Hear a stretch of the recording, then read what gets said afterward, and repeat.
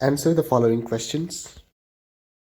What did Alice see while falling down the rabbit hole? What happened when Alice drank the drink me potion? While falling down the rabbit hole, Alice saw many things, including cupboards, bookshelves, pictures, jars of marmalade, and a map. When Alice drank the drink me potion, she shrank to a very, very small size. What was the first question of the Tsar? What was the right time for every action? The question is a conceptual homework problem, and the answer is based on common knowledge of the story, 3 Questions by Leo Tolstoy.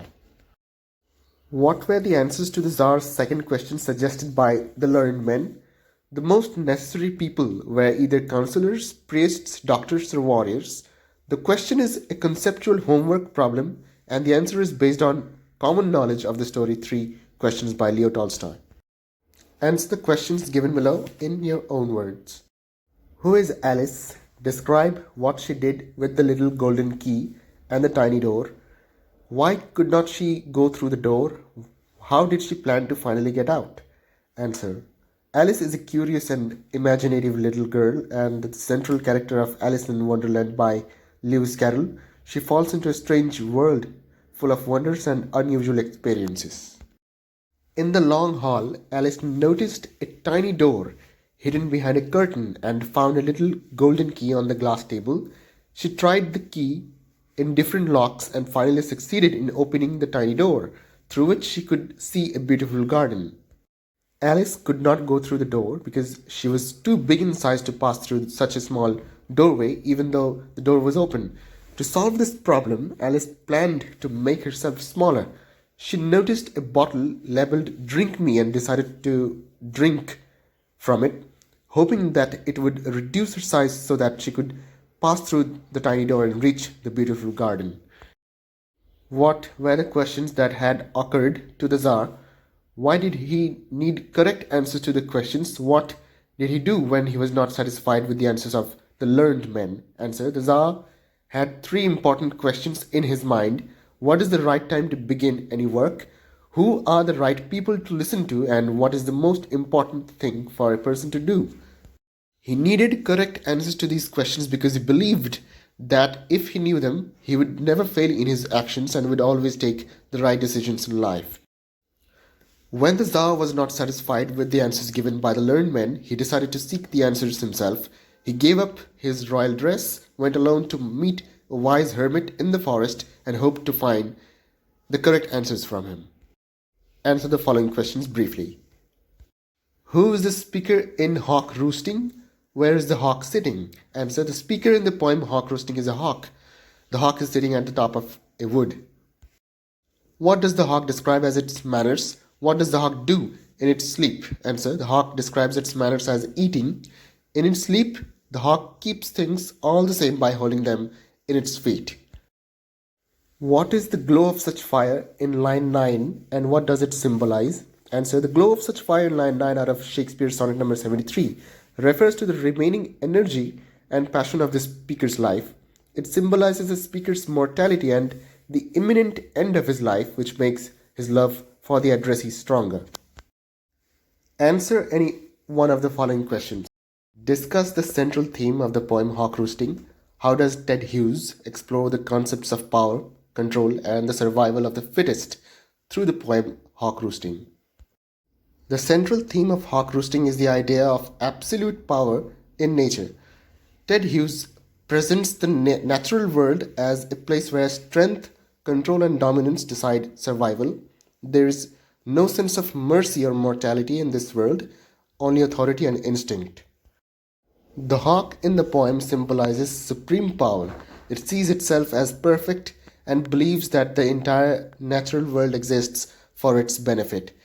Its confidence reflects the certainty that comes with being at the top of the food chain. Ted Hughes highlights control through the hawk's physical features, such as its hooked beak, sharp claws, and strong wings. These natural weapons allow the hawk to dominate other creatures and maintain its position of authority. The concept of survival of the fittest is clearly shown in the hawk's attitude towards killing. It kills not out of cruelty but because it is natural and necessary for survival. Violence becomes a law of nature. By giving the hawk a proud and commanding voice, Hughes also suggests a parallel with human power. The poem indirectly criticizes how absolute power, whether in nature or human society, can become arrogant and unquestionable. How does Shakespeare use the metaphors of autumn, twilight, and a dying fire to represent the aging speaker? Discuss the progression of these metaphors throughout the poem. Shakespeare uses the metaphor of autumn to represent the speaker's old age, where life is nearing its end, just as autumn comes before winter.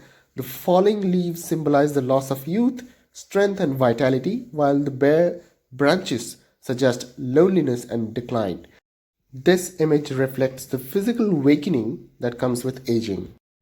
The metaphor then progresses to twilight, which represents the later stage of life just before death.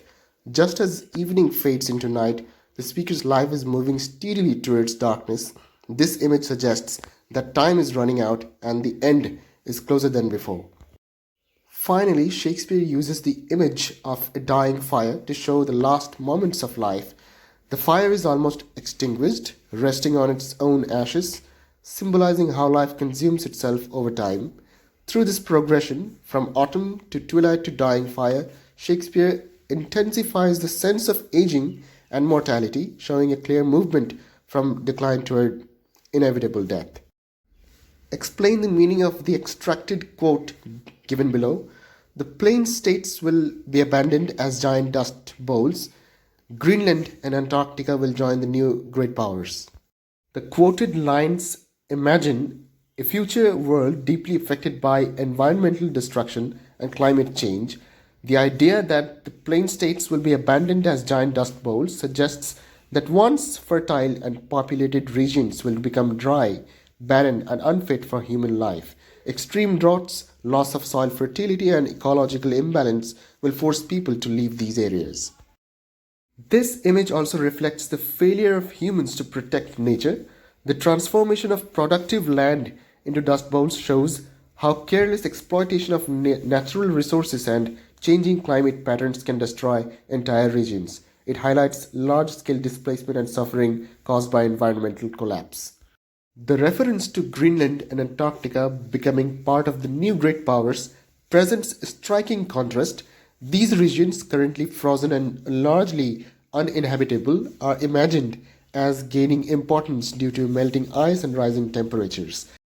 As ice disappears, new land, sea routes, and natural resources may become accessible. This shift symbolizes a dramatic change in global power structures.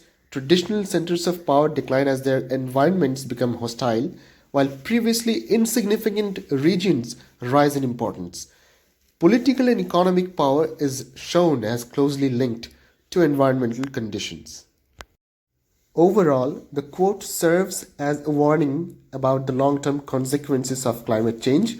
It suggests that environmental neglect can completely reshape the world map, alter human settlements, and redefine global power, urging humanity to reflect on its responsibility toward the planet. Attempt any one question. Discuss the sea as both a life-giving force and a destructive force for the islanders in the play. In the play, the sea is shown as a life-giving force for the islanders. It provides them with fish, which is their main source of food and livelihood.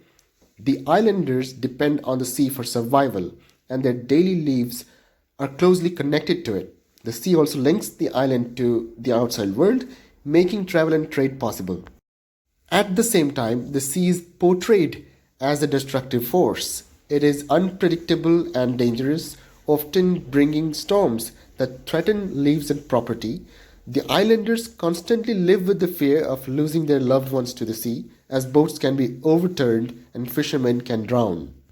The sea also causes emotional suffering. It takes away sons, husbands, and fathers, leaving families in grief and insecurity. Thus, while the sea sustains life, it also brings death and sorrow. Through this dual role, the play highlights the islanders' deep respect and fear for the sea. It is both their provider and their destroyer, shaping their lives with hope as well as tragedy. Next question. Explain Maurya's character, focusing on a journey from grief and fear to a final resigned peace to a living example of universal motherhood.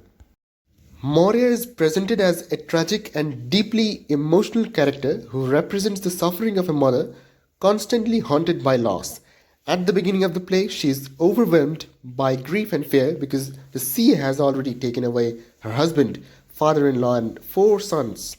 This continuous loss makes her anxious and fearful for her last surviving son, Bartley. Her fear turns into deep sorrow when Bartley goes to the sea despite her warnings. Maurya senses impending doom and is unable to bless him properly, showing her inner turmoil and helplessness. When she later learns of Bartley's death, her personal grief reaches its peak. In her final speech, Maurya attains a peaceful acceptance of fate. She no longer fears the sea and blesses all mothers and sons, rising above personal sorrow. Through this acceptance, Maurya becomes a symbol of universal motherhood, representing the shared pain, endurance, and strength of mothers everywhere. The employee realized the situation. It was a serious one. It would damage the prospect of the company's progress. He spoke to the authority, turned this sentence into a complex sentence. The employee spoke to the authority when he realized the situation, which was a serious one that would damage the prospects of the company's progress. As soon as Ramu entered the room, he heard a twittering sound and he found 2 sparrows had made a nest inside his room, split into uniclossal sentences. Answer. As soon as Ramu entered the room, he heard a twittering sound. He found that 2 sparrows had made a nest inside his room. Fill in the blanks with appropriate articles and prepositions. You can see the question. The final sentence would be, next Sunday, we are going to clean up garbage in our area. We shall meet at our school gate at 7 a.m. in the morning. Write an essay on the adverse effect of artificial intelligence in our society. The adverse effects of artificial intelligence in our society. Artificial intelligence has become an important part of modern society. It is widely used in fields such as education, healthcare, business, and communication. While AI has made life easier and more efficient, it has also created several serious problems. The rapid growth of AI has raised concerns about its negative impact on human life and society. One major adverse effect of artificial intelligence is unemployment. Many jobs that were once done by humans are now being replaced by machines and automated systems. This has reduced job opportunities, especially for unskilled and semi-skilled workers. As a result, many people face economic insecurity and stress. Another serious problem is the loss of human skills and creativity. Over-dependence on AI reduces critical thinking, problem-solving ability, and originality. Students and professionals may rely too much on machines, which weakens their intellectual growth and decision-making skills. Artificial intelligence also poses a threat to privacy and data security. AI systems collect and analyze large amounts of personal data. If this data is misused or hacked, it can lead to identity theft, surveillance, and misuse of personal information. This threatens individual freedom and privacy. AI can also increase social inequality. Advanced AI technologies are mostly controlled by large companies and developed nations. This creates a digital divide between rich and poor sections of society. Those who lack access to technology may be left behind, widening social and economic gaps. Another adverse effect is the ethical concern related to AI decisions. Machines lack human emotions, morals, and values. Decisions made by AI in areas like law enforcement or healthcare may be biased or inhumane. This can lead to injustice and discrimination. In conclusion, artificial intelligence, though useful, has several harmful effects on society. Unemployment, loss of human skills, privacy threats, inequality, and ethical issues are major concerns. Therefore, AI should be used carefully and responsibly with proper laws and human control so that it serves humanity rather than harms it. Now write a blog on the importance of games and sports for 21st century going generation over online games. In today's digital age, children and teenagers are spending more time on online games than ever before. While technology is useful, too much screen time can harm both physical and mental health. This is why traditional games and sports are more important for the 21st century generation. Games and sports help in physical development. Activities like running, swimming, and team sports improve stamina, strength, and overall fitness. Unlike online games, which keep children seated for hours, physical activities keep the body active and healthy. Sports also teach important life skills such as teamwork, discipline, leadership, and perseverance. Playing in a team or competing fairly instills values that cannot be learned from online games. It also encourages social interaction and builds strong friendships. Mental health is another benefit. Sports reduce stress, increase concentration, and boost confidence. Online games may provide temporary entertainment, but they cannot develop resilience, focus, or emotional balance in the same way physical activities can. In conclusion, while online games may be fun, traditional games and sports are essential for the overall development of the young generation. They promote health, social skills, and mental strength, preparing children to face real life challenges confidently. Write an email asking for bank checkbook to your bank branch manager. So, this is how you would write it. Pause the video and look at it carefully.